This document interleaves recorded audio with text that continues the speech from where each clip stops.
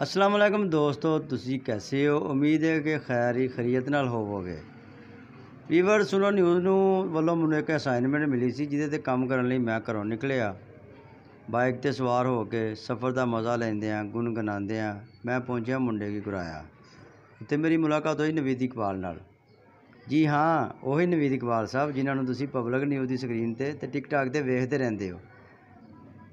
ਦਿਹਾਤੀ ਮਾਹੌਲ ਨੂੰ ਵੇਖ ਕੇ ਤਬੀਅਤ ਬੜੀ ਖੁਸ਼ ਤੇ ਤਰੋ ਤਾਜ਼ਾ ਹੋ ਗਈ। ਡੇਰੇ ਤੇ ਛਾਂ ਵਿੱਚ ਡੰਗਰ ਬੱਝੇ ਸਨ।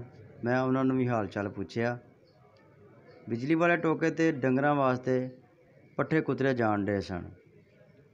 ਅਸੀਂ ਜਦੋਂ ਛੋਟੇ ਸਾਂ ਤੇ ਵਾਲਦ ਸਾਹਿਬ ਨੇ ਮੱਝ ਰੱਖੀ ਹੋਈ ਸੀ, ਉਸ ਵਕਤ ਅਸੀਂ ਪੱਠੇ ਹੱਥ ਨਾਲ ਕੁਤਰਦੇ ਸਾਂ ਤੇ ਹੁਣ ਤੇ ਕੰਮ ਹੀ ਬੜਾ ਸੌਖਾ ਹੋ ਗਿਆ ਹੈ। ਤੁਸੀਂ ਬਸ ਦੱਥੇ ਲਾਈ ਜਾਓ ਤੇ ਟੋਕਾ ਪੱਠੇ ਕੁਤਰੀ ਜਾਏਗਾ।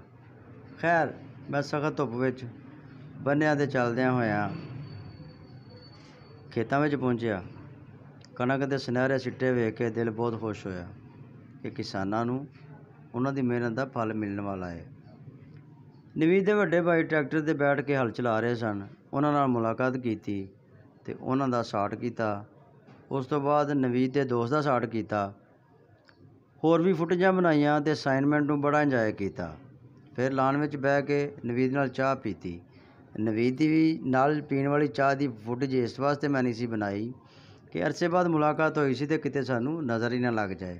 ਖੈਰ, ਵਾਪਸੀ ਦੀ ਰਾਹ ਲਈ ਸਖਤ ਗਰਮੀ ਦੀ ਧੁੱਪ ਵਿੱਚ ਬਾਈਕ 'ਤੇ ਸਫ਼ਰ ਦਾ ਮਜ਼ਾ ਲੈਂਦਿਆਂ ਘਰ ਪਹੁੰਚਿਆ ਤੇ ਘਰ ਜਾ ਕੇ ਨਾਸ਼ਤਾ ਕੀਤਾ। ਸੁਣੋ ਦੀ ਤਰਫੋਂ ਮਿਲਣ ਵਾਲੀ ਅਸਾਈਨਮੈਂਟ ਨੂੰ ਤੁਸੀਂ ਸੁਣੋ ਦੀ ਸਕਰੀਨ 'ਤੇ ਵੇਖੋਗੇ ਤੇ ਉਦੋਂ ਤੱਕ ਲਈ ਇਜਾਜ਼ਤ ਦਿਓ। ਅੱਲਾ ਹਾਫਿਜ਼। ਪਾਕਿਸਤਾਨ ਜ਼ਿੰਦਾਬਾਦ।